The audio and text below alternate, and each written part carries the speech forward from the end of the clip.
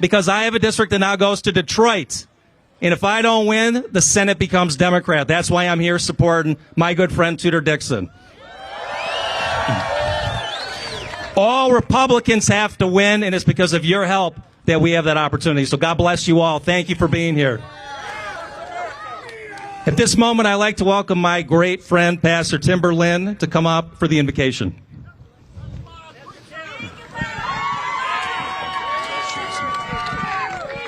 All right, welcome to Faith Baptist Church. I'm glad that you are here, but more importantly, I think we need to change for governor to just governor. Doesn't that sound like a good plan? What a difference that would make for Michigan. Let's bow our heads and pray together. Our Father, we do bow in your presence, thanking you for a free country and thanking you for the privilege that is ours to vote, the stewardship to be a part of a republic form of government. And I want to thank you for each of these candidates who have been willing to run for office, to go through the rigors of campaigning.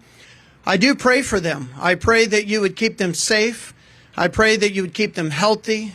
I pray that you'd give them energy. But Father, for the sake of Michigan, would you allow them to be elected?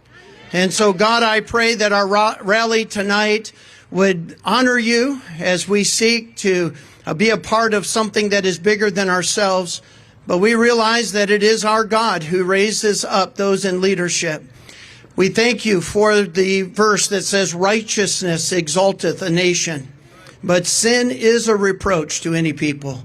So, God, may we stand against that which is evil and wrong, and may we stand for that which is righteous. We thank you for each of these candidates. We specifically ask you to allow Tudor Dixon to be our next governor, and we pray that everything done tonight would be honoring and glorifying to you. We pray this in Jesus' name. Amen.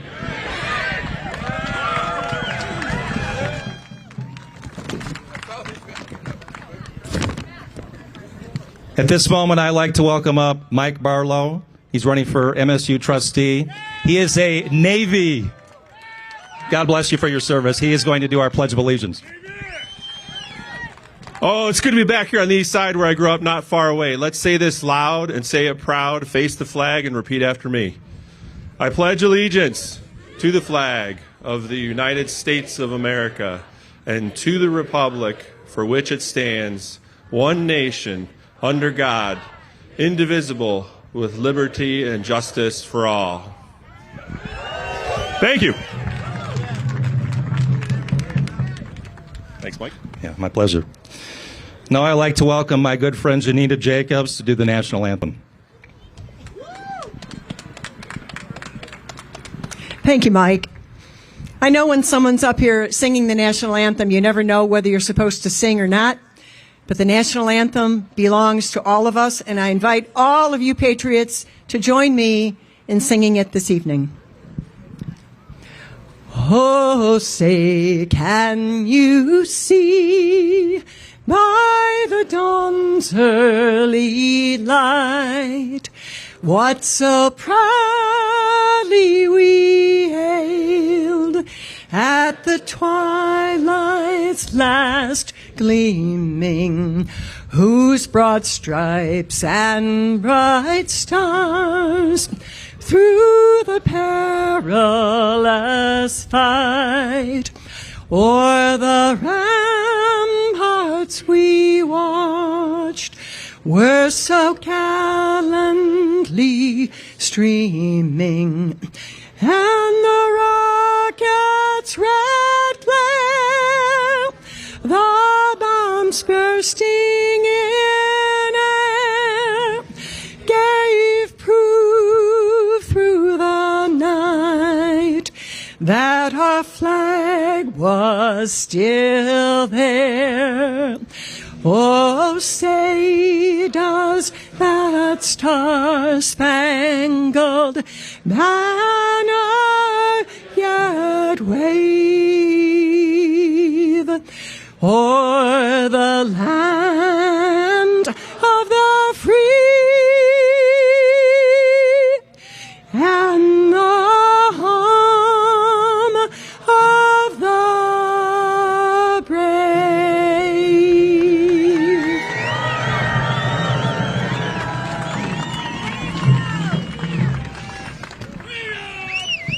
This next person probably needs a little introduction. Can I call him Congressman John James yet? John, can I call you Congressman yet? You're a congressman, aren't you? Yeah, come on. How are you, my friend? It's always great to see you, John. I guess it's my turn. How y'all doing tonight? So, look, we have 96 hours. 96 hours for the rest of our lives, for our children's futures, and for our state. 96 hours, and we can't leave anything on the field. Are you ready for Tuesday? You know what? Sometimes you forget this is Michigan. I mean, it's November, and we're outside with no coats. This is insane. This is great. You know, I'll take this this warm weather this late, and I'll take all of you being here by our sides, the faithful. You know, I was glad when they said unto me, "Let us go to the house of the Lord." And it reminds me on the property of Faith Baptist, we all have to be good stewards of the blessings that we've been given. To recognize that when we've been given blessings, we have an obligation, not an option, to use those blessings, to be a blessing to others. Right now, who's literally campaigning against motherhood and apple pie? Literally. That's how far extreme they've gone. Literally taking away parental rights. And the cost of apples are like twice what they were before Joe Biden took office. I mean, these are real concerns. But aren't you glad we have Tudor Dixon, who's going to go to Lansing and fight like a mother for each and every single one of us? You know, I'm running in the 10th Congressional District here for Congress, and I'm excited for the opportunity to earn your trust and your support and your vote. But we have a lot of work to do. We have a lot of work to do. We have a president who, frankly, I'm not sure he knows what planet he's on most of the time. But we need folks who understand what it takes to get our country back on the right track. You know, in these divisive times, Americans don't agree on too many things too much. But 80% of Americans, 4 out of 5% of Americans, disagree with this extremist agenda that the Democrats are taking us in. They disagree with the fact that they're putting policies in that send our jobs to other countries. We disagree with the fact that Joe Biden actually doesn't hate oil and gas. He actually doesn't hate pipelines. He hates our oil and gas, and he hates our pipelines. He wants to shut down Line 5, but he's okay with Nord Stream 2. Continuing dependence on Russia's energy and holding Western allies hostage. What we need to do is energy independence here, drill here, lower prices here, make America strong here. And have the right leaders in place who understand what it takes to bring our jobs back and lower prices. And also, as the world's becoming a much more dangerous place, we need people who understand what it takes to keep us safe because we've done it before. Understand what it takes to secure a border because they've done it before. And right now, we have an administration supported by Gretchen Whitmer. I mean, you see them holding hands in the auto show. Wasn't that cute? Wasn't that cute? Wasn't this like, you know, what would have happened? My friend Governor Dixon was mentioning that what if President Trump had been holding her hand? That would have been on CNN for days. But Sleepy Joe sniffs a 14-year-old. Everybody looks the other way. Yeah, it's okay. It's okay. It's all right. But see, we recognize what we have. We have a great country, and we recognize our duty to sacrifice for it. And one of the reasons why I love my friend Tudor is because she has the heart of a servant. It would be the easiest thing. Thank you. Give it up for Tudor Dixon. It would be easy. It would be easy for Tudor Dixon to stay in her home with her beautiful daughters and her husband. It would be easy for her to put her feet up and not do anything. But I actually think that the biggest problems is that we, the people, have allowed politicians to dictate to us too long. It is up to us to dictate to the politicians what we will and will not accept. Where normal and regular people are used in order to take us back in the right direction, where 80% of Americans, regardless of race, color, creed, or political party, agree that we are heading in the wrong direction under Democrats, and regular everyday people stand up and say no more, like Tudor Dixon standing up and say, yes, my daughters will compete, and they will compete with girls and not boys. Yes, we will make sure that we give parents a say in how their children are being educated. Yes, we will make sure that we're lowering crimes in our community, and we will fund the police, not defund the police. Having a leader like that who comes from the real world, who understands real problems, are essential for a Lansing that is increasingly disconnected. And so I stand here today proud to stand before you, asking for your support, asking you not to give up, asking you not to get complacent, because the rest of the state is counting on you to show up. The rest of the state is counting on you for leadership. And if you leave this rally and go back home and enjoy football, it's going to be awesome. But that's where it ends, then we have failed. Just like when you go inside those walls on Sunday, the work is not done inside those walls on Sunday. The church is not a building, the church is the people. And we share the good news with everyone we meet, not just with our words, but with our example, because we might be the only believers that anybody gets to see. And the same thing with the lowercase g good news. When people talk about being conservative, when they talk about CRT, you better tell them that CRT stands for critical redemption theory. You better tell them that in the United States of America, when we got rid of slavery, that's when we got stronger. You better tell them that when we told our children that they could be anything in this nation, then we did great things as a nation. And it's not our race, our color, our creed, but it's the red, white, and blue that holds us together and makes us strong. You better share that good news. So don't hang your head. Hold your head high. Tell people that you're voting Republican. Tell them that you're voting for Tudor Dixon. Tell them that you're voting for a better tomorrow. God bless you. Thank you. Let's fly.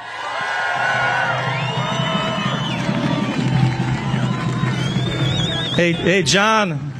Hey, John, you mentioned the price of apples. What are they going for, $20 a bag now? My wife was shopping with my daughter, Evelyn, and I think she said a box of cereal was about $10. Is there anything going on in this country right now that is better than it was 2 years ago? No. Please, please vote Republican. That I want to bring up Dr. Rob Steele to make some remarks. Thank you. Thank you very much. Appreciate it. It is great to be back in mighty Macomb, where elections for the statewide races are won and lost. Thank you all for being here. How many people drove more than 100 miles? We had people, great. We had caravans when I was coming over today. I saw signs up on overpasses and all kinds of things going on there. So thank you for being here. You've got a lot of great delegates here that are out working their butt off, making phone calls. Right there, yep. Making phone calls, knocking on doors, passing out literature, and that's just critical. How many people think that it is time to absolutely retire the trio in Lansing? Can you believe it? We need to let Gretchen Whitmer go down to Florida and not have to worry about trying to hide it. We need to let Jocelyn Benson go back and meet with George Soros and figure out where the next attack on democracy is going to be. We need to let drag queen Dana go ahead and go visit every elementary school in some other state, not ours. How many people think that we need to fire Nancy Pelosi and Chuck Schumer? I'll tell you, it's about to happen, and it's going to happen because of the people like you that have come here from all over the state and down in this corner to elect John James, Paul Young, John Gibbs, and Tom Barrett into the U.S. Congress so they can vote against Nancy Pelosi and get a Republican in as Speaker of the House. We're going to take the U.S. Senate, and we're going to have at least, I'll say 52, up to 54. It's unbelievable. We're competitive in Connecticut. We're competitive in Washington. We are competitive everywhere we're in races. And so Georgia, Pennsylvania, Ohio, we're competitive in Connecticut. Wisconsin with Ron Johnson. New York. Well, we got a good race for the governor in New York, okay? So we're going to talk about governor's races because we've got a great candidate. You get online and you read about how great, you know, some of these candidates are, like Carrie Lake in Arizona. How many like Carrie Lake? How many like Kristi Noem in South Dakota? That's right. We've got a great candidate out in Washington who's got a great chance. A Republican winning in Washington? A Republican winning in Oregon? And we have only the Democrats to thank. They would campaign year after year, hiding what they were running on. But this time, what did they do? They were so confident, they just thought they'd tell everybody the truth what they were going to do. Well, they want, you know, drag queens in the elementary schools. They want open borders. They want fentanyl killing our kids. They don't care about this stuff. They just want power. I mean, Republicans, they believe, last I knew, that our rights came from God. They were natural rights. That's what Republicans believe, and that's the way we vote. Democrats, they think they give out, they hand out, you know, they hand out rights as favors, right? Elect me and I'll hand you a favor. And that's just not the way it works in this great United States with a wonderful Constitution. And that's our contract, right? We're up in the land of the UAW up here, right? And when the UAW has a contract, they expect it to be honored. They operate by the contract. Somebody doesn't just come and say, well, we're going to change that in the middle. There's a way you change it, right? And it's the same with the Constitution. There's a way you change it. So we need everybody to get out there. You want to wake up on Wednesday morning and be part of the story. You want people, I'm telling you, when the national meetings that I'm on and I hear the data and I hear what's going on, and people are always amazed by what happened in Michigan in 2016, right? And that just reminds me. We doing okay? That just reminds me, the proposals, okay? Proposal 3, everybody knows. Hey, how many people would like to know that you men and women out there to know your 13-year-old daughter came home with her breast cut off and you didn't know it until after it was done? Can you imagine? How would you like to be the party campaigning on killing unborn babies and mutilating children? Is that a great platform? And people, they finally have come out and said what it is they want to run on, and that's why they're getting crushed. But we aren't at the end yet. We've still got to finish. So Proposal 2, that's a goner. We're going to beat that. Proposal 3. Proposal 2 is critical because when we elect Tudor Dixon on Tuesday, if Proposal 2 passes, we're going to have a hard time winning any other elections. We hear all the time about, unfounded, disproven, whatever. How many people think there were a couple irregularities in the election? Just a couple of you. And I hear the reporters in the media say they're unfounded. Tell me, when Jocelyn Benson lost in court for sending out absentee ballots, does that make it unfounded? When Jocelyn Benson lost in court when she gave guidance for signatures that she was overruled, is that unfounded? No. When she's lost in court by trying to not take dead voters off the voter rolls, is that unfounded? When she lost in court for not removing people from the National Voter Rights Act and following the federal law to take off voters off the voter rolls and cleaning the voter rolls, was that unfounded? Don't let anybody tell you it was unfounded. You can argue about what's proven and not, but anybody in the mainstream media that says unfounded is either corrupt or doing it on purpose. So unless we beat November 2nd, Proposal 2, which will give drop boxes every 15,000 people, unlimited absentee ballot applications, no voter ID in the Constitution, we will have a hard time winning again. So make sure when Wednesday comes, you wake up and you are excited, and the whole country is talking about Michigan with Tudor Dixon, Christina Caramo, and Matt Diperno, and our 4 new congressmen and the new Speaker of the House and the State and new Senate Majority Leader. Thank you, Macomb County, for being here. Get out and vote next Tuesday. Thank you very much. God bless you, Dr. Steele. Now I'd like to welcome my good friend, Michelle Smith. She is a fantastic candidate for the 58th House seat.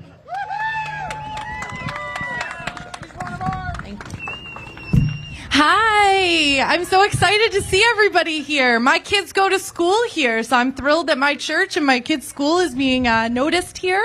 We're so excited to have you all out here. I mean, this crowd is fantastic.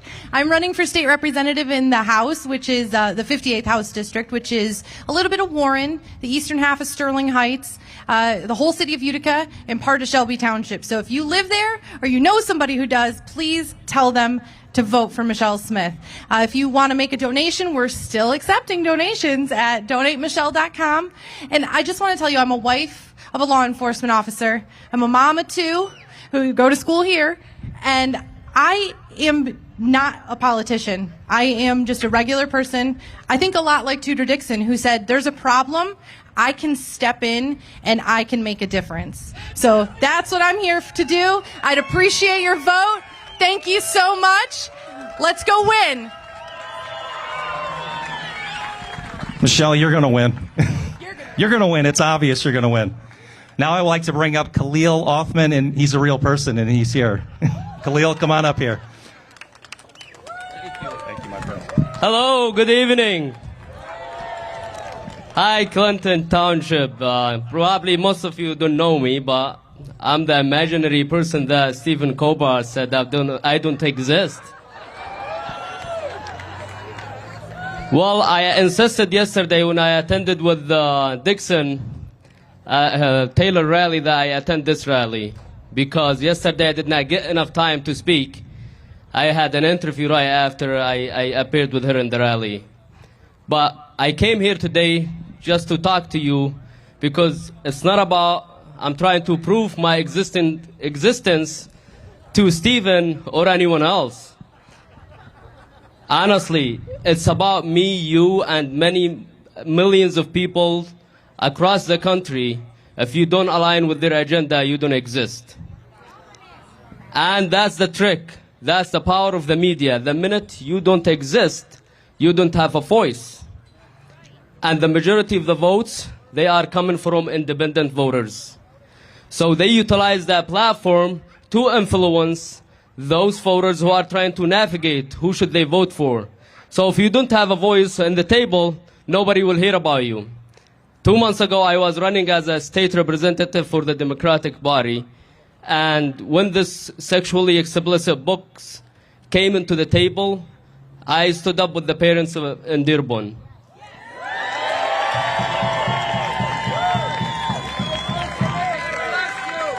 Thank you. I went out and I stood up with all these parents, but apparently no one listened to us. The whole Democratic establishment over there in Diperno rejected us, silenced us, and not only that, they called us some names. The whole Democratic establishment left us alone. And that's the reason the parents went in thousands to attend the Diperno Board of Education meetings and shut it down.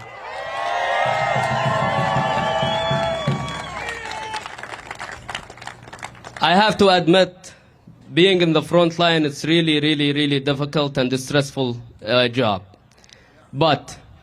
And I get it. There are the silent majority of the people across the country, they are tending to stand in the sideline. And my appearance here is just to tell you this. The stakes are high, and every single one of you has a duty to save this state. And I want you to take a step back, take your phone, look at your contacts, and start calling people to go out and vote. You all of you came over here to support Dixon. And Dixon, she is the one and the only one who stood up for the families. She said that multiple times, that she's standing up for the families, and she is the only one who said it loud and proud that she is going to protect our kids. So it's our job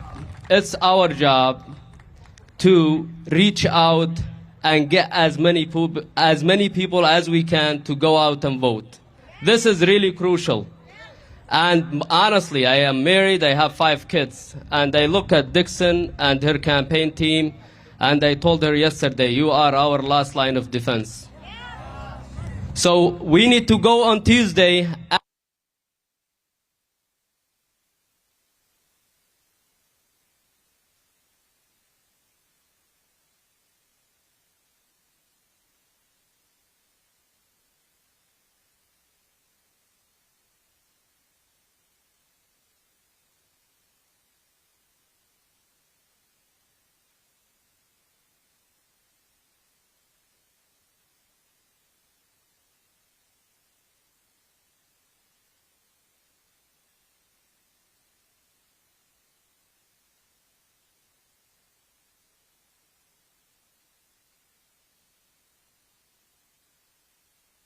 off. They turned it off.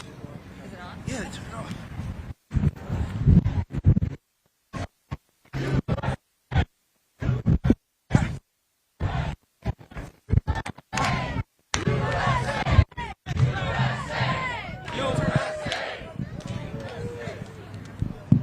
All right, it's working. Here you go. Here you go. So, I will not be here during the election day, but I made sure my family and I already voted absentees. And guess what? We voted for Dixon and the whole Republican Party. I will be outside the state, but I want to hear Tuesday the biggest victory that we are getting our state back. One last thing that I think I brought a couple parents from Dearborn who came over here, and they share the same concerns like all other parents across the country. Leave our kids alone. Let the kids be kids. Let them learn math, science, and reading. That's all they need to learn when they are kids. Leave them outside the dirty and toxic agenda. This is not going to help them in any way, shape, or form. If you want to educate your kids about this stuff, take them and educate them at home. But don't try to come over here and force these kind of policies over us and try to silence every single parent who went there peacefully asking these books to be removed from the libraries. They not, okay, am I a criminal when I say I don't want these sexually explicit books to be in my school? If you pass them out, you're a criminal. There you go. If you are gonna read these books to 5 years to a kid in the bus stop or at the park, you're gonna be taken to jail. So how is it right to keep these books in the libraries, and if the parents start saying something, they are criminals. They are treated as criminals. I know firsthand there are some parents who've been harassed, attacked, or went all the way to trying to get them fired from their job. Just because they said, we don't want these sexually explicit books. Honestly, I take a step back and I look, how did we get here? How did we get here?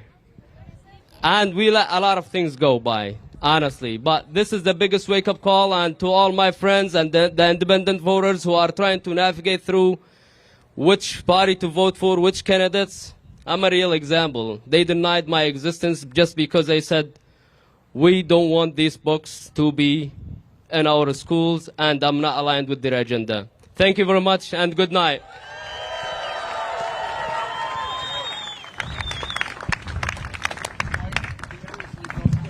I'm sure I'm not the first person to say this, but we would be honored to have you in the Republican Party, my friend. Thank you. Now it is my great honor to introduce Michigan's next Secretary of State, Christina Caramo.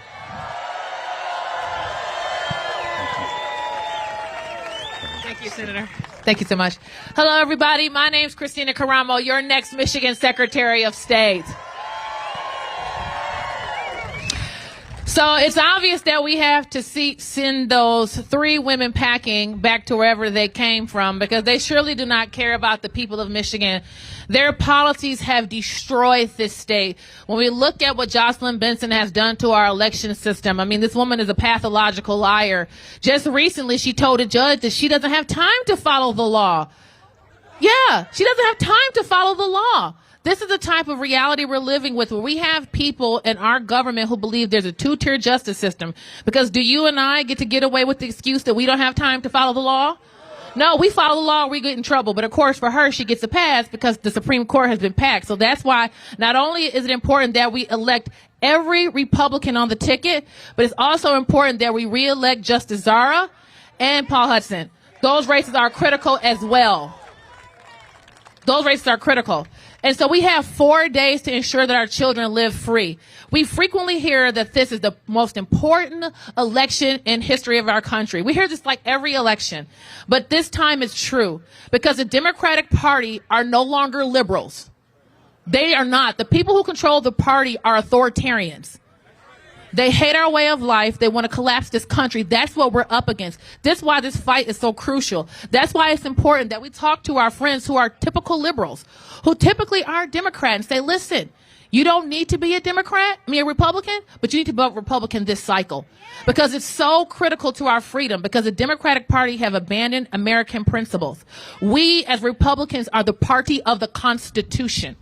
Our constitutional rights are so critical. Being the party of the Constitution is so important that we uphold that truth, because we may not agree on everything. We're going to have differences. We are different. But what we hold truth is that all men are created equal, endowed by our Creator, unalienable rights, among them life, liberty, and the pursuit of happiness. And that's the reality of what we're up against, is people who don't share those values. And ensuring that we have honesty in the Secretary of State's office is beyond driver's license. In the past, that's what we thought about. Ensure we can get in and out of an office in an efficient manner, that if you're a commercial entity, that you had proper service. If you were an auto dealer or auto repair facility, you got service in a meaningful time. Those were the things that were on the ballot when it was time to vote for the Secretary of State. But this year, what's on the ballot in the Secretary of State's race is our very freedom. Because without secure elections, we, the people, have no control over our government. Period. End of story. When we read our Declaration of Independence, it states that governments instituted among men deriving their just powers from the consent of the governed. There is no other way we do that other than through our election system. So this is why there has been millions and millions of dollars poured into the state of Michigan. Why are folks from New York and California and Illinois pumping millions of dollars into the Michigan Secretary of State's race? Because Michigan is a battleground state. And they want to control our state, and they want to take Michigan from Michiganders, but we cannot let that happen. This is why I'm sharing with everybody, this fight for Secretary of State, this is not a partisan fight in the sense of it's just typical theological differences. This is about freedom or not. That's it. Because if we don't have fair and honest elections, we have nothing. There is no meaningful control over our government. So this is why this race is critical. Make sure you bring every friend you have, all your family members, to the polls. If they cannot get there, you drive them there. There is no excuse not to vote next Tuesday, 2022. We have to take back this country. We have to do this for our children and grandchildren. I love you, and I cannot wait to serve as your next Secretary of State. And we're going to get those 3 criminals out of Lansing. God bless. Oh, and how could I forget my running mate, Matt Diperno? There you go. Hello. Well, we got 4 days, people. 4 days to take our state back from these radical Democrats. Who's ready to do this? So I'm running against the most corrupt attorney general in the country. She is a coward. She is entirely incompetent. She doesn't care about you. She cares about power. And it's time to retire her. What do you say? It's time we have an attorney general in this state who will enforce the law and protect the Constitution. Right now we have the highest crime rate than we've seen in decades. Murders up 30% since Dana Nessel took office. Carjackings up 750%. We've moved up the list in sex trafficking to number 7 in the country. We've got fentanyl flowing across our borders, destroying families, killing children, and we've got an attorney general who's too much of a coward to stand up to the Mexican drug cartels. Isn't it time we put the police on the border of Michigan and stop this pandemic that's happening? But in order to do it, you got to have courage. You got to be a fighter. You got to be ready to go out there and meet the problems head on. Dana Nessel refuses to do it. Our education system is failing. And Dana Nessel says she wants to put a drag queen in every school. She says drag queens make everything fun. She wants to over-sexualize your children. She wants to push puberty blockers on them when they're in elementary school. But I say it is time we stop that nonsense. Do you think we need a drag queen in every school? Not just no, people. Hell no. Dana Nessel doesn't support our police. How do you bring down crime if you don't support the police? Right? We've got Dana Nessel has more police under investigation right now than any time in our state's history. We need to support our police. We need to fund our police. We need to make sure the attorney is behind the police, gives them the counseling services they need. When they go out in the field, they need to know they are backed up by the Attorney General, and I am going to do that for them. We've got businesses leaving the state. They say they're no longer going to invest billions of dollars in the state of Michigan when the governor can weaponize the healthcare department against their business, shut them down, have the police drive across the state, arrest them, and fine them if they want to put food on their children's table. When I'm Attorney General, there will never be another shutdown. You will never have to thank the government for letting your business stay open at 30%. Let me ask you, how did we get to that point where we thanked the government for letting us do business? Never again, people. And look at what the CDC just did. They said if your child wants to go to school, they're going to force vaccines on your children. Never again. When I'm Attorney General, the government will never stick a needle in your children's arm. That's what's at stake on Tuesday. It's time to get out and vote. When I started this campaign almost 2 years ago, we created a rally cry, and it was this: never submit to tyranny. And that's what we have in Lansing right now. And it is time we retire them on Tuesday. Are you ready to do it? So you got to go out and vote. You got 4 days to knock doors, call people, make voter contact, bring your family with you. That's how we're going to do it. We're going to shock the world on Tuesday. We're going to throw out these elitists, and we're going to take back our country. Are you with me? All right, let's do it. Now, ladies and gentlemen, your next Lieutenant Governor, Shane Hernandez.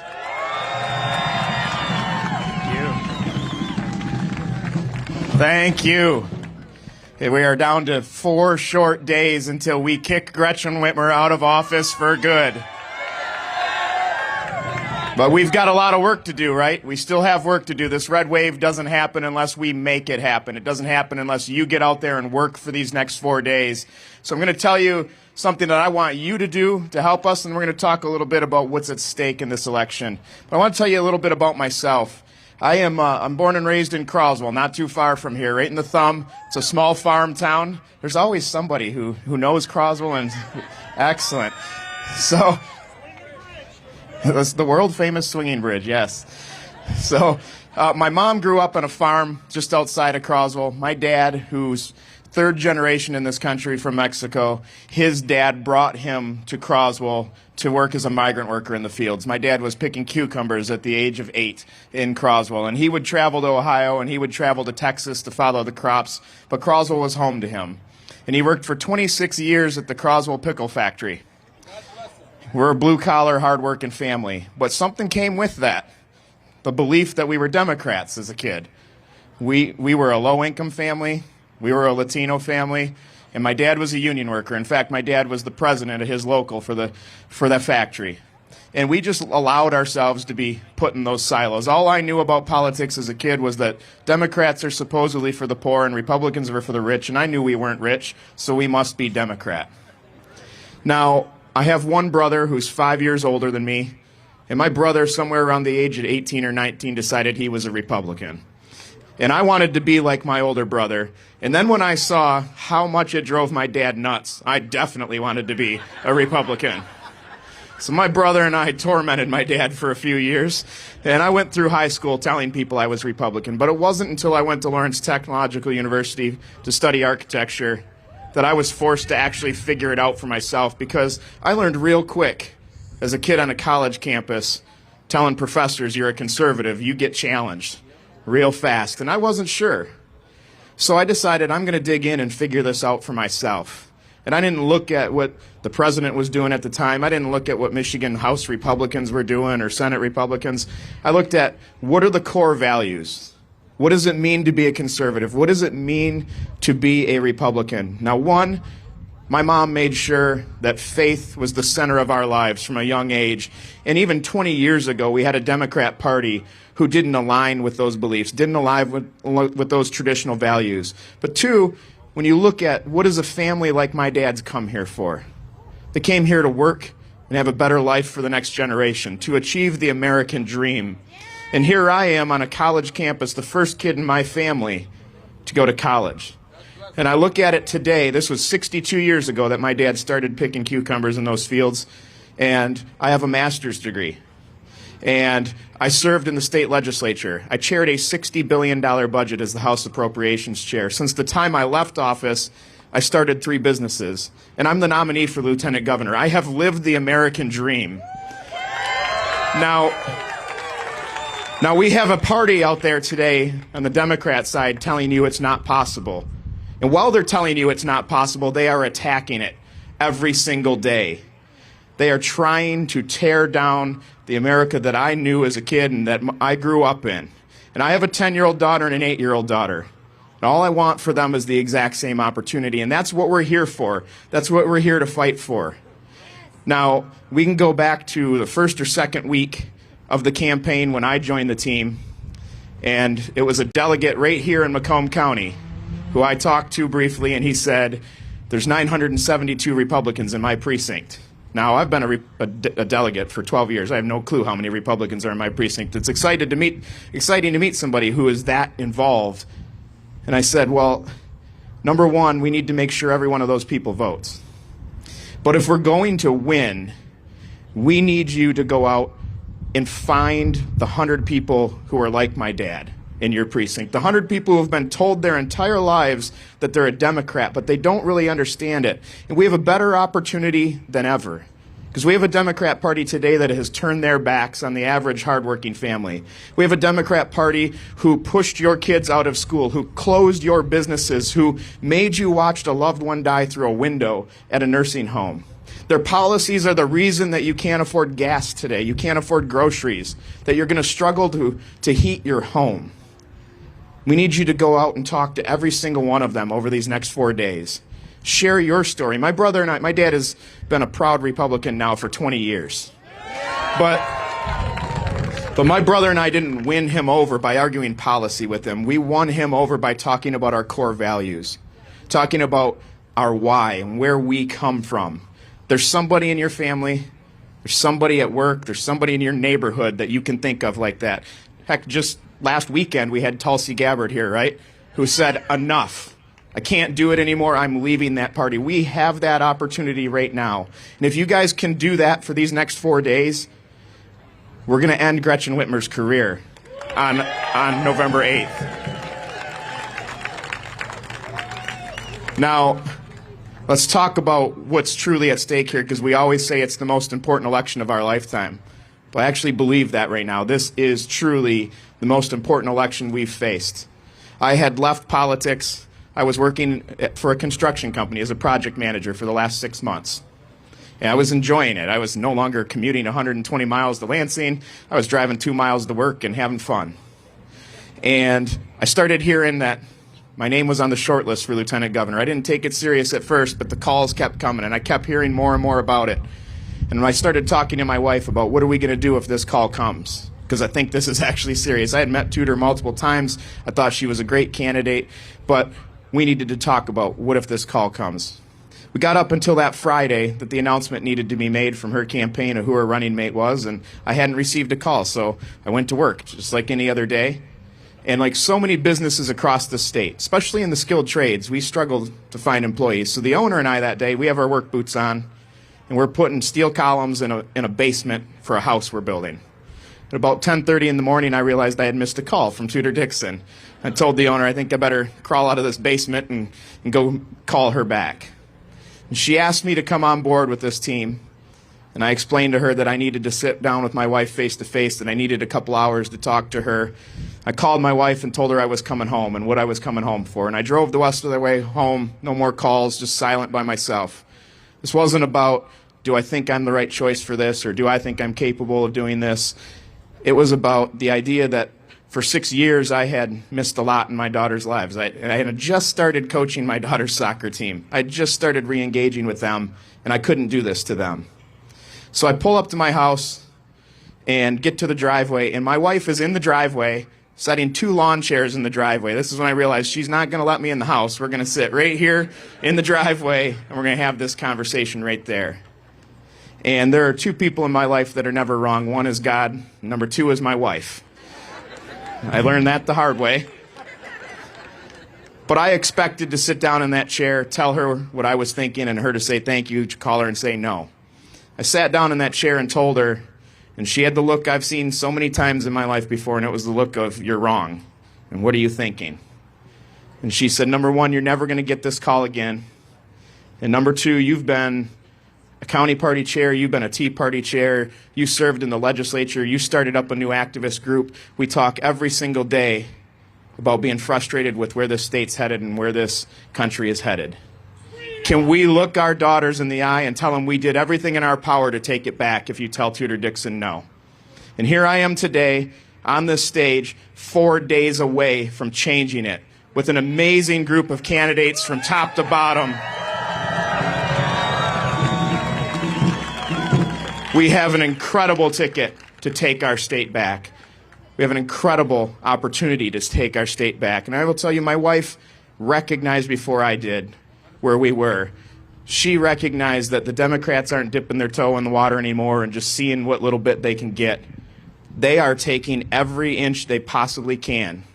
They are coming after our families. They are coming after our children. And we have a duty to stand up and fight back. It is on us to put a stop to it. So I need each and every one of you.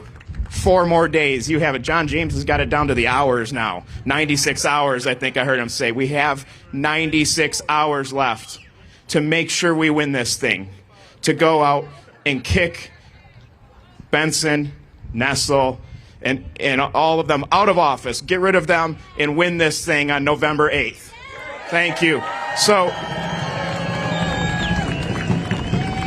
now, as I say, it's about our kids and it's about our children, it's about our future. We have somebody here today, a special guest with us to speak to you next, who is at the middle of this, right at the center of this culture war. She's a swimmer at the University of Kentucky, Riley Gaines. Thank you so much. Thank you. Hello, how are you guys doing? I'll tell you, there wasn't a lot I disagreed with future Congressman John James on, but he said you wouldn't believe this is Michigan. But me being from Nashville, where it's 80 degrees, I believe this is Michigan. It's chilly, and I'm wearing a short sleeve, and I don't know why I did that to myself. But anyways, like he said, my name is Riley Gaines. I was a swimmer at the University of Kentucky, where I just recently graduated. And I was able to finish my college career as a 12-time NCAA All-American, a 5-time SEC champion, an SEC record holder in the 200 butterfly, which explains the big old shoulders, and a 2-time Olympic trial qualifier. But all of this to say that being successful at such an elite level is far from easy, and it's a lifelong commitment. It's impossible to put into words the amount of time and effort and the sacrifices you make to do so. But last year, it was November, which is about the middle of our collegiate season. It was my senior year. I was ranked 4th in the 200 freestyle in the nation, and I had set a goal at the beginning of my college career to win a national title. But being ranked fourth, I was behind two amazing female athletes that I was very aware of. I knew their names because being at such an elite level, regardless of where you're competing in the country, you know the top athletes. If you're a top athlete, I imagine it's the same in every sport. But there was one name I wasn't familiar with, which was bizarre because if you look at just the sheet that says the name and age in the school, this is a girl from UPenn who senior year comes out of nowhere to post the fastest times in the nation by seconds, which in swimming, seconds is a lot. This is a sport that's measured down to the hundreds. And so I thought, how bizarre. This isn't really adding up. Never heard of this person. But I didn't think too much about it. I just wanted to continue training, focus on myself and what I could do to my ability to win that national title and achieve my goals. But it wasn't until a few days after Thomas posted these times that an article was posted briefly disclosing that Leah Thomas was formerly Will Thomas, who swam 3 years on the men's team at UPenn. But honestly, when I heard this information, I was relieved. I thought, oh, it makes sense. If you're just looking at the statistics of this is a guy who last year was ranked in the 600s as a male and is now first as a female. The information is right there. The NCAA would never allow this person to compete with us because it's blatantly obvious that there's an unfair advantage. No one jumps in the rankings that much after just a year. But I was clearly proven wrong. About 3 weeks before our NCAA championship meet, the NCAA announced that Leah Thomas would, in fact, be competing with the females. I got to personally feel and witness the effect that this infringement had on myself and the other female athletes at this meet. It's impossible to speak for everyone, but I can attest to the number of tears that were shed by these poor 9th and 17th place finishers who missed out on being named an All-American by one place. And I can attest to the extreme discomfort in the locker room when you turn around and you see a 6'4" biological male with male genitalia sitting there watching you undress. And I can attest to the talks and grumbles of frustration and anger from these girls who have dedicated their whole lives to get to that moment. But who took into account our feelings and who's really taken any sort of accountability since? Nobody has. It's just a bit disheartening to know that your voice has no weight on an organization that you've done so much for. Really, an organization that you've dedicated your entire life to. But that first day, this was this past March, we watched Thomas win a national title in the 500 freestyle, beating out Olympians, beating out American record holders, the most amazing swimmers in all of American history by seconds. The day after we watched Thomas win a national title was the day Thomas and I competed against each other in the 200 freestyle. And miraculously enough, we tied, which is pretty crazy to do in swimming. Thank you. Thank you. We went the exact same time down to the 100th of a second. So we go behind the awards podium where they distribute the awards, and the NCAA official looks at me and says, "Great job. We don't really account for ties in terms of trophies, so we're going to give Thomas a trophy, and yours will come in the mail. Nice swim." So I look at this guy.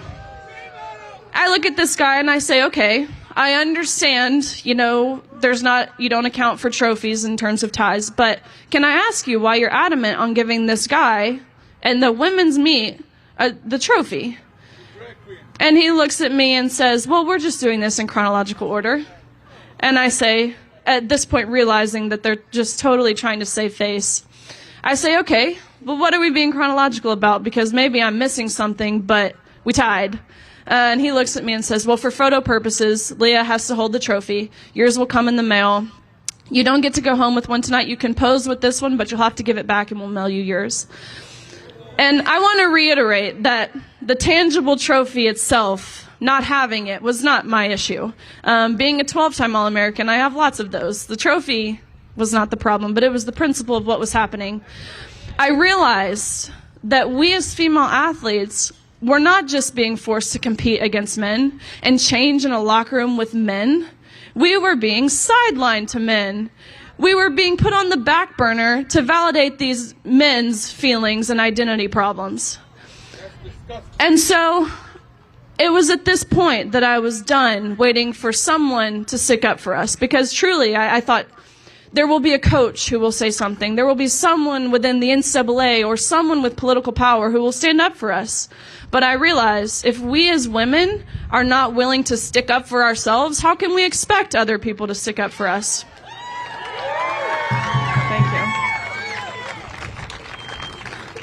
you. It's crucial that we as a society open our eyes to the irrefutable damage that is being done to Title IX and women's sports. There is no equity, and there is no fairness, and there is no sportsmanship, and there is no opportunity for women to succeed at an elite level without these sex-based categories. Allowing men to just switch teams when they feel necessary is not only an infringement on female athletes, but it's a mockery of us. And it's a mockery of what we've dedicated our lives to. So until accountability is taken and rules are put in place to protect biological females, the integrity of women's sports is lost. And that is why I'm thrilled to introduce someone who is more than willing to acknowledge what a woman is, first and foremost, and to ensure that female athletes have the right to fair competition and privacy in places where you're meant to undress, and safety in their sports, unlike her radical opponent, Gretchen Whitmer. So without further ado, I want to introduce you guys to also a University of Kentucky alumna, Tudor Dixon.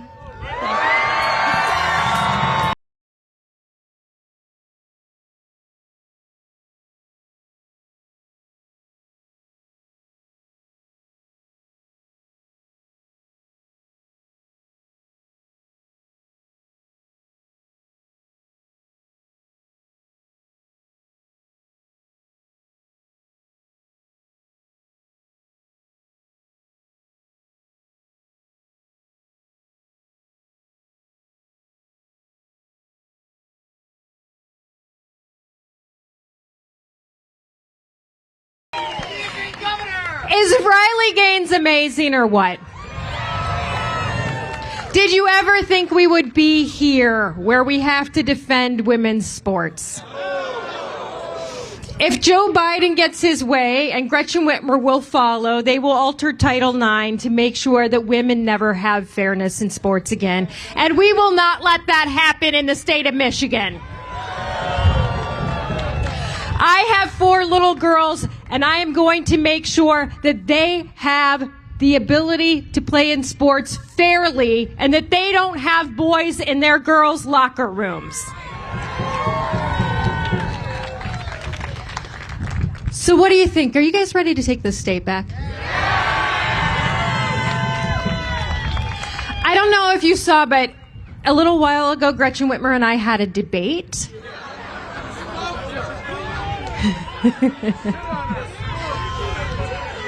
So I want to let you know that she broke news at that debate. Your kids were only out of school for 3 months. The funny thing about that is that I was shocked, obviously. I think you noticed that.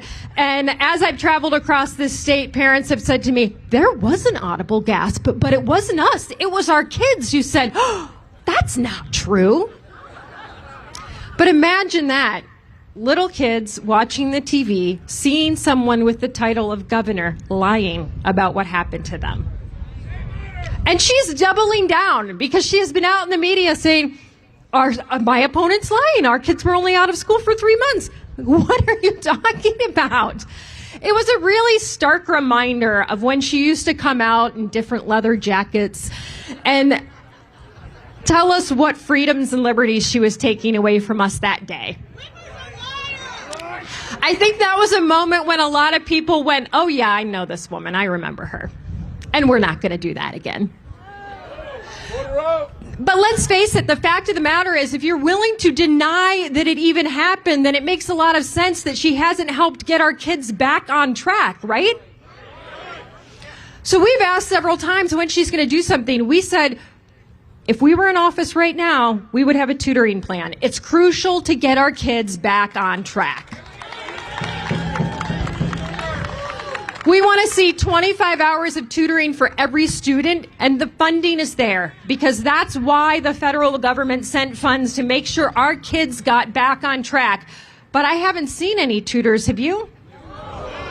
About 5 days or 7 days after we launched our tutoring plan, Gretchen Whitmer was like, we should have tutoring in the schools. And we're like, novel idea, Gretchen, where'd you get that? But I noticed that it is November, and I haven't seen any tutors in the classroom. Raise your hand if you've got tutors. Anybody? Every time I ask that question, somebody says, when you run for governor, you should use the slogan, Michigan needs a tutor.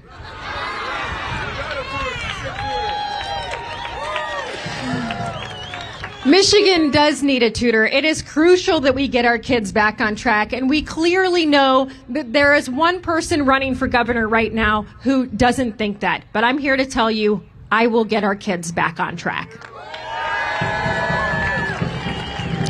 Kind of liking this drumming.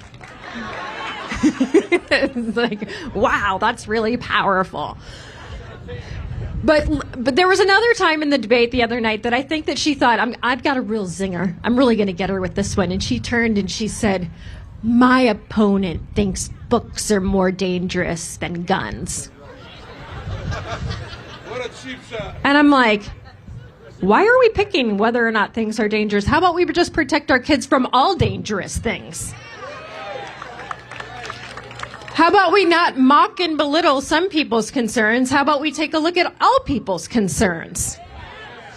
But the really disturbing part about that is that the last time I checked, the only person who was governor when we had a school shooting was Gretchen Whitmer. And what has happened since then to keep our kids safe? After that, she said, I think we should have a conversation. A conversation. But she received a report from the state police. There was a report in 2018 that came out for safe schools. It detailed a lot of what I've talked about. Security in the school, making sure you have one point of entry, taking care of mental health. A lot of things that we're told if they had been implemented, Oxford may have gone a different way. But she did not take the advice of her safety experts, her state police. In fact, she went on in that debate to say, if my opponent had her way, there'd be more guns in school. I'm like, now she's campaigning for me? I mean, yes. And the last time I checked, those same state police, they carry guns when they protect Gretchen Whitmer. So why are guns safe for her, but not for our children? Why can't we protect our children? But we're kind of used to this rules for thee and not for me, right? You remember that, right? Little hypocrisy there from Gretchen Whitmer. I remember a time when she came out and she said, whatever you do, under no circumstance should you go to the most dangerous state in the country, Florida. Florida is being run by a madman who lets people have their freedoms and liberties. Do not go there. And then all of a sudden, we start seeing pictures leak out from the Whitmer staff at a beach in Alabama, and we're like, so is Alabama okay? It's kind of close to Florida. Why are they allowed to go to Alabama? And then the kicker is, how arrogant. You post this on Facebook, like, hey, don't leave the state unless you're staff at the state, right? Unless you work for Gretchen, then there's no rules. The comments on this picture are, where's your son? Oh, we had to leave him at home because he has COVID. What?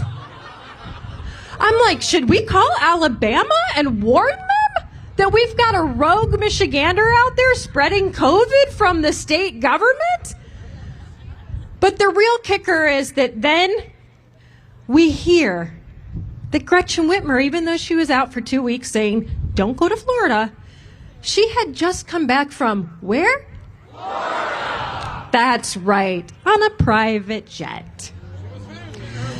So the real sick thing about this is that she came out and she said she wasn't sorry. The hypocrisy doesn't matter. Don't think that she would ever come out and apologize for doing something after she told you not to. She came out and said, I had to visit my sick father, and had I not done that, the Republicans would say I don't have family values. Think about that, though. Think about that. We were locked away from our loved ones when they were sick. How dare she say that? Because we had children who died alone and parents who died without children. How sick is this? And I tell this story and people are always saying, yeah, I lost someone, because it affected all of us. And all of us were told in those final moments, you can't hold hands, you can't have funerals, you can't go to weddings, you won't be at the birth of your grandchild. All of us were locked away in those moments. But she had the nerve to come back and say she had to go see her sick father. Let's never forget these things.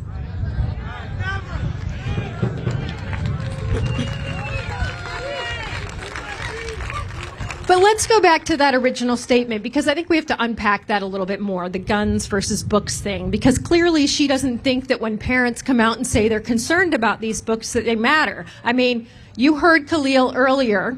This is obviously something that the Democrat Party just thinks is a joke, right? I mean, I think Stephen Colbert is supposed to be a comedian. I'm not sure. Somehow people must find him interesting to watch, but he comes out and he says Khalil doesn't exist. But how bold of Khalil. I love that he comes out and he's like, no, I'm right here. Hello? I'm the dad who said, we're sick and tired of being told, vote for us, but follow our policies. Because it is a true problem that we have this information in our schools right now. And to be told that it is not there is like someone telling you your kids were only out of school for 3 months. Oh, wait. It all makes sense now, doesn't it?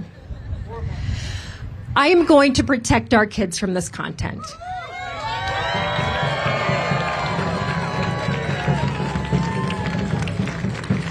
We will pass a Florida-style bill to make sure that we have no sex and gender talk between kindergarten and third grade.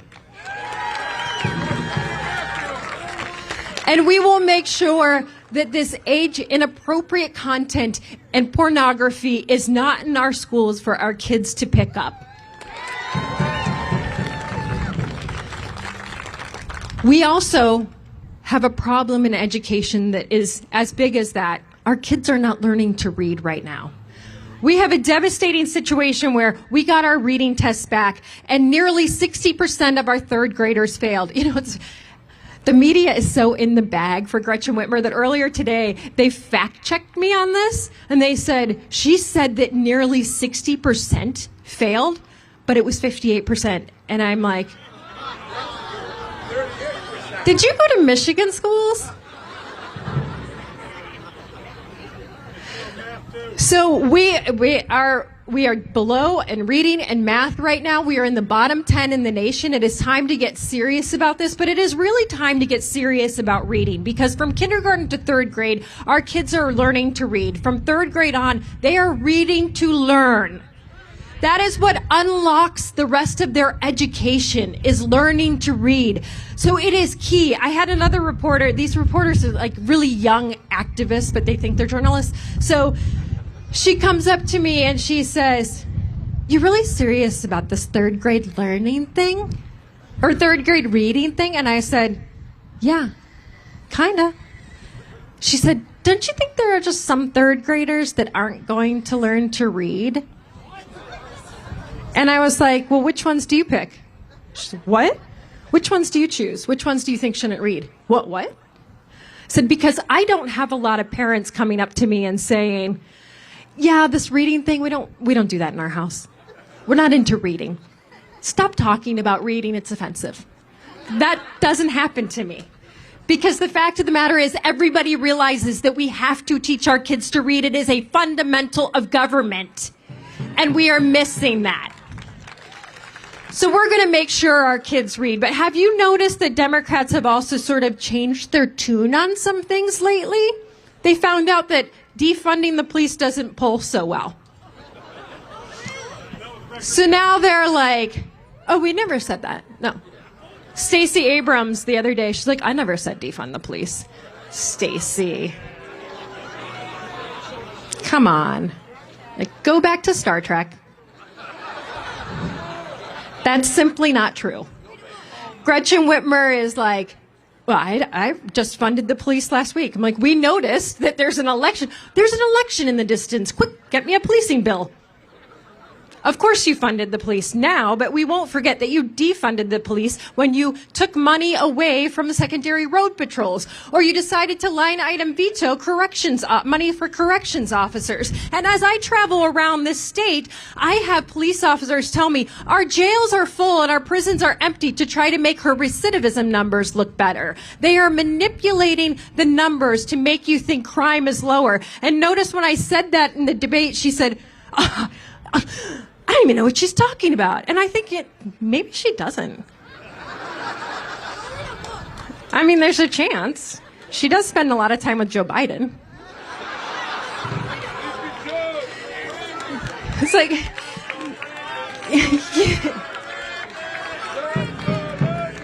you know, it's so funny because like most politicians are staying away from Joe Biden. They even asked him the other day, they're like, Tim Ryan doesn't want to campaign with you. These Democrats are not campaigning with you. Can you tell us why you think they're not campaigning with you? And he was like 48. And we were like, what did he say? We will never know. But Gretchen Whitmer had him come to Michigan and she went to the auto show with him and they were holding hands. Do you remember that? Yeah, they're holding hands. And then the news comes out and they're like, it's so sweet that Gretchen Whitmer and Joe Biden were together holding hands. It's like America's grandfather. And I'm like, no. Let's never call him our grandfather. But I think, can you imagine if it were Tudor Dixon and Donald Trump holding hands? I can guarantee you the headline's not, it's America's grandfather.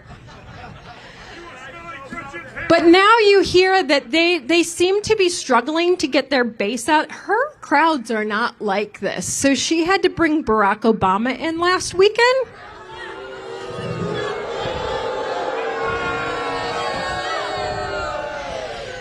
Yeah, so Garland Gilchrist comes out and he says,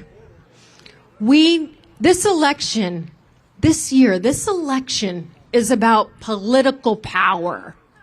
And we get political power from the city of Detroit. And I'm like, man, that explains a lot from the last 4 years because this election is about service and leadership. And that's what we need to get back to.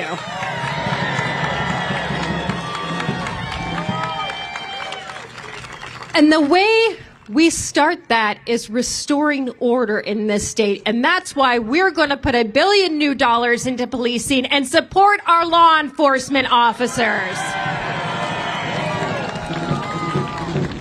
We will make sure they have the training they need, the technology they need, the mental health care they need, and we will make sure they are honored, supported, and respected in this state.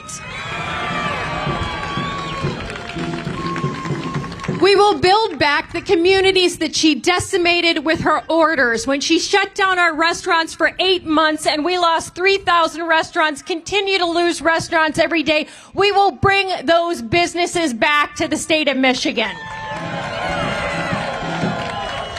We will reduce regulations by 40% to make it easier to achieve the American dream again in this state. We will never let anyone come in and shut down our businesses and steal our livelihoods from us again. On November 8th, we will go to the polls and vote to restore education in this state, to make sure there is no wrong path for any child in the state of Michigan, to make sure that we bring back safe communities and support our law enforcement officers, and to build the American dream in the state of Michigan once again.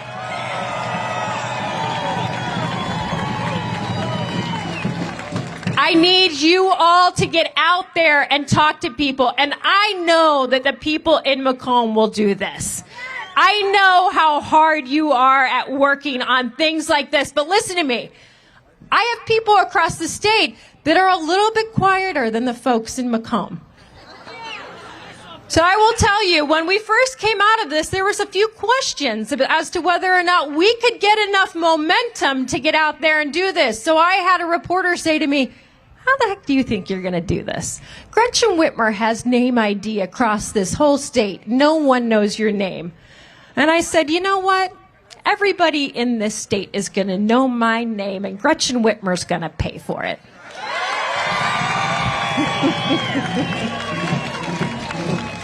I mean, the fact is, I didn't have $25 million, but she just, handed it to me. You couldn't watch TV without seeing at least 3 commercials every break of me. And my face, so people know what I look like, too. So no matter where I go in this state, we have people stop and say, I'm voting for you. They're really quiet. Not in Macomb.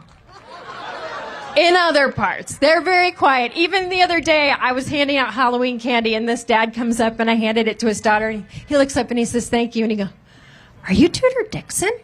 And I said, yeah, I am. And he said, I'm voting for you. We're in my front yard. My neighbors know me. You can say it out loud. But look, I know that's not going to happen with the folks in Macomb County. I know you guys are a little louder than that. So you get out there, you be loud, you tell people to go to the polls on November 8th, and we take this state back, and we turn Michigan red.